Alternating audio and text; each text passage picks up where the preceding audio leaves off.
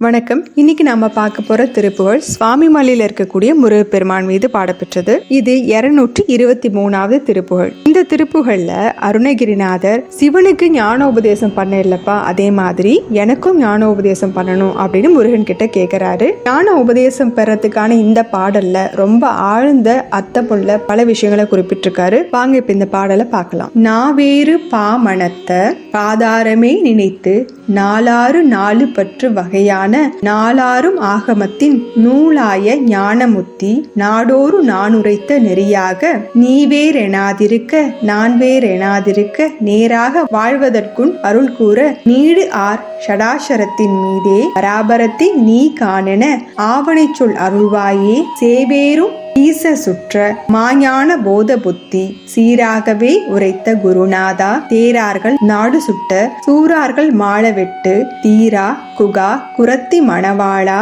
காவேரி நேர் வடக்கிலே வாவி பூ மணத்த கா ஆர் சுவாமி வெப்பின் முருகோனே பார்ப்போலும் மேனி பெற்ற மாகாளி வாழை சக்தி காமாரி வாமி பெற்ற பெருமாளே. முதல்ல இந்த பாடலுக்குரிய பொருளை பார்த்தரலாம். நாவேறு பாமணத்தை, அதாவது நாக்கிலிருந்து வரக்கூடிய பாடல்களால மனம் மிக்கதா இருக்கக்கூடிய பாதாரமே நினைத்து, உன்னுடைய 2 பாதங்கள் இருக்கு இல்லையா, அதையே நினைத்து நாலாறு 4, அதாவது 4 பெருக்கல் 6 அப்படின்னா 24 வரும். அதோட 4ஐயும் கூட்டினா 28. பற்று வகையான அப்படின்னா 28 சிவ ஆகமங்கள் இருக்கு இல்லையா. இந்த 28 ஆகமங்களும் சிவனுடைய 5 முகங்கள்ல இருந்து வெளிவந்தது. இதுல சிவனுடைய கோவில் அமைப்பும் அதுல நடக்கக்கூடிய பூஜா புனஸ்கார விதிமுறைகள் எல்லாமே குறிப்பிடப்பட்டிருக்கும்.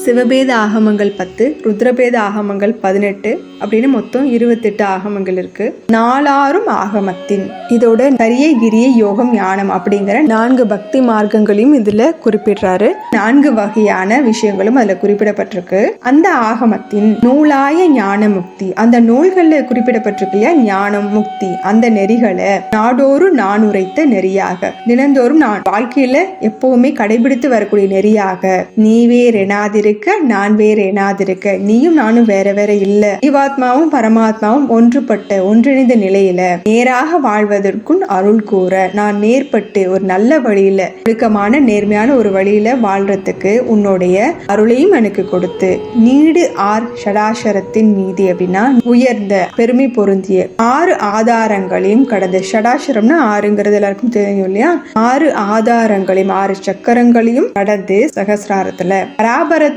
நீ காணன, பரம்பொருளாகி இறைவனை நீ பார்ப்பா அப்படின்னு ஆவணை சொல் அருள்வாயே.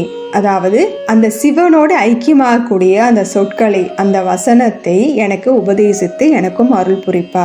சேவேரும் ஈசர் சுற்ற, சேவேரும் அப்படிங்கிறது நந்தின் மேல ஏறக்கூடிய ஈசர் இருக்காரு இல்லையா, சிவன். அவரு உன்னை வலம் வந்து மாஞான போத புத்தி அப்படின்னா சிறந்த ஞானத்தை அவருக்கு உபதேசம் பண்ண இல்லையா, சீராகவே உரைத்த குருநாதா, சிறப்பான முறையில அவருக்கு சொன்ன குருநாதனே. தேரார்கள் அப்படின்னா பகைவர்கள். யாருக்கு பகைவர்கள்? அசுரர்களுக்கு பகைவர்கள். அவங்க வந்து தேவர்களா இல்லையா, அவங்களுடைய நாடு, அவங்க தேவர்களுடைய தேவலோகத்தை சுட்ட, அதை எரித்த.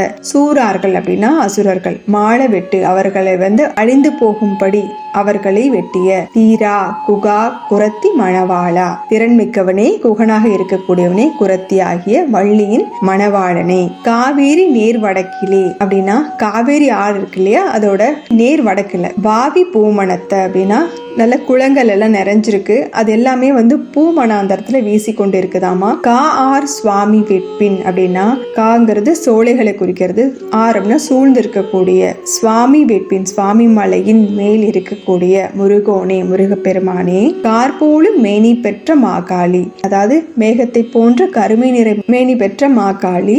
வாழை அப்படின்னா பாலா திரிபுர சுந்தரியை குறிப்பிட்டாரு. சக்தி, இது எல்லாமா இருக்கக்கூடிய.